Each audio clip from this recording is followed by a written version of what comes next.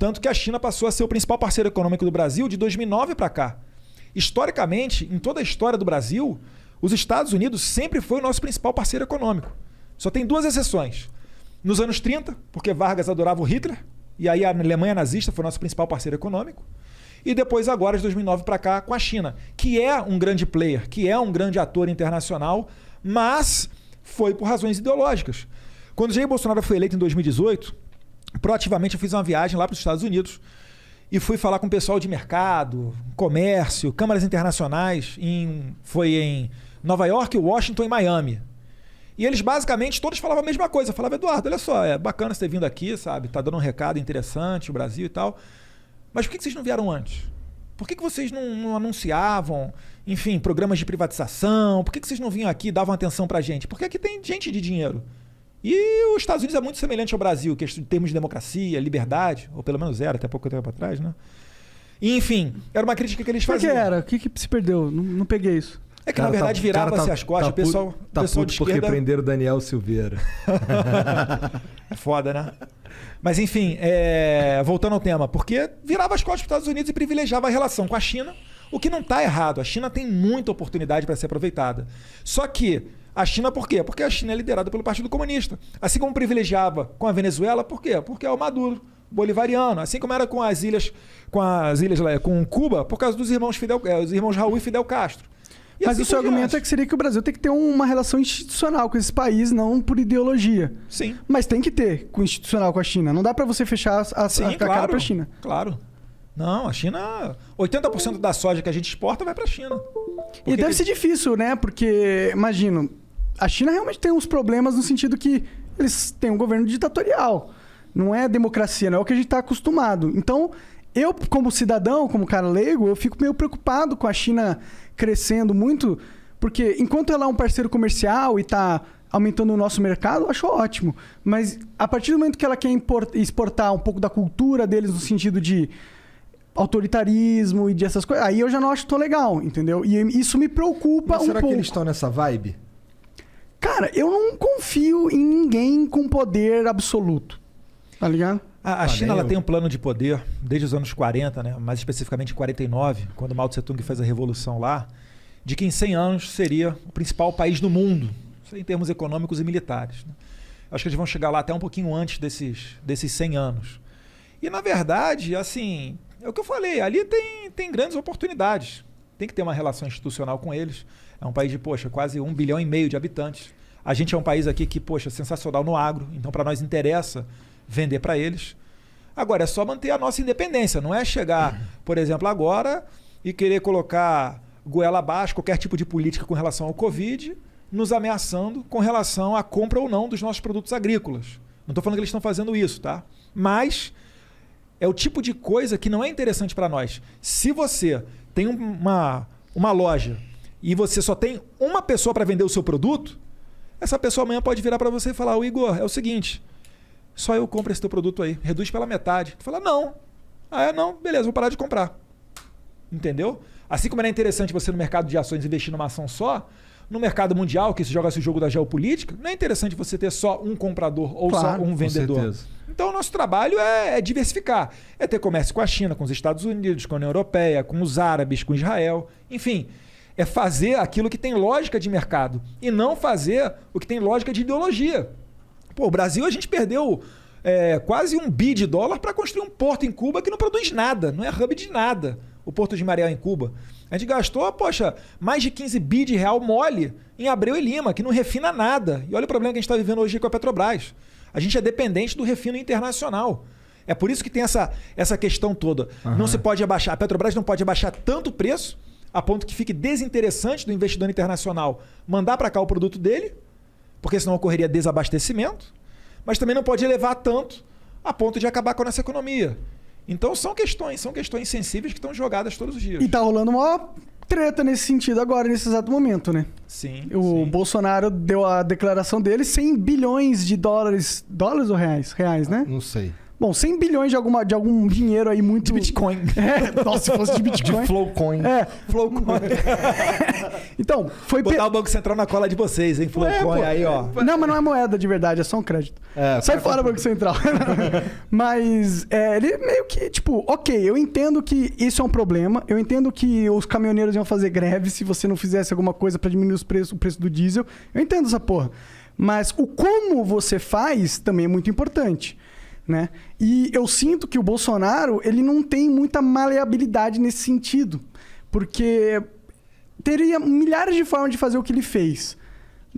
Existem várias que não acarretam na Petrobras perder 100 bilhões de valor de mercado do dia para a noite, entendeu? Será que não existia? Será que às vezes ele não toma uma atitude que para ele parece mais fácil, mas é porque ele não enxerga outras soluções, porque ele não é capaz? Esse bagulho da Petrobras foi um bagulho tão doido que o nosso corretor, que toma conta da merrequinha que a gente bota na bolsa, mandou de manhã uma mensagem com mané. Aí, ó, o bagulho da Petrobras é interessante. Ele te mandou também. Falou, é hora de entrar. Inclusive, já entrei com uma grana.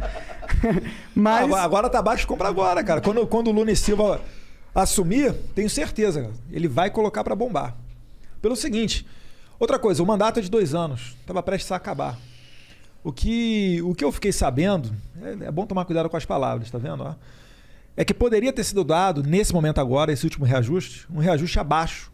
E parece que, só de birra, o presidente da Petrobras deu um ajuste a maior do que seria necessário. Por que o presidente da Petrobras está agindo como uma criança? Boa pergunta. Chamar ele aqui no Flow.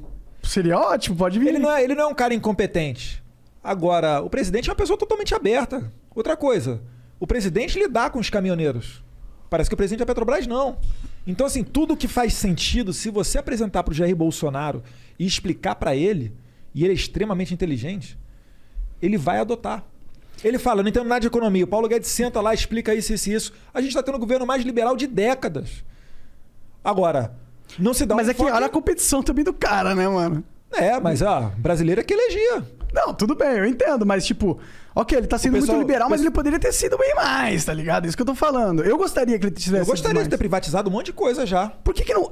Em vez de trocar a porra do presidente, por que não tira o monopólio da parada? Porque o problema é o monopólio da Petrobras, não é? Também. Então por que você vai atacar um sintoma em vez de atacar o problema de verdade, tá ligado? A doença de verdade. Tinha medida provisória caducando na Câmara porque o Rodrigo Maia não aprovava. Você acha que ele ia realmente deixar a gente marcar um gol com privatização? Então é a Câmara que tá bloqueando. Agora a gente tem um horizonte muito melhor. Você vê só, já estamos falando em privatização da Eletrobras. Poxa, isso aí, tempo do Rodrigo Maia, esquece. Não tinha como. Por que o Rodrigo Maia fica de birra com vocês? Por que ele é um inimigo político de vocês? Tão forte, ferrenho? Porque talvez o que ele queria, a gente não deu para ele. Ele estava acostumado com outro tipo de negociação e a gente não estava permitindo. Será que é só isso? Pergunta para ele. Porque tá rolando umas negociações no governo Bolsonaro, né? Sim, algum diálogo tem que ter. Ora, é o Congresso Nacional. Não, eu entendo assim que é institucional, de certa forma. Mas... Antes reclamavam que ele não tinha governabilidade, que ele não conversava com o centro. Agora tá conversando com o centro, etc. Então fala, tá se... Calma aí, cara. 2 anos e meio quase, sem nenhum escândalo de corrupção. Em 2015, no último ano de Dilma... Nenhum grande escândalo de corrupção. As estatais me apontam... Não, tem umas paradas que cheiram muito mal aí. Qual condenação que teve? Não, condenação não, mas é o brasileiro, tipo, pra bom entendedor, às vezes meio palavra basta, né?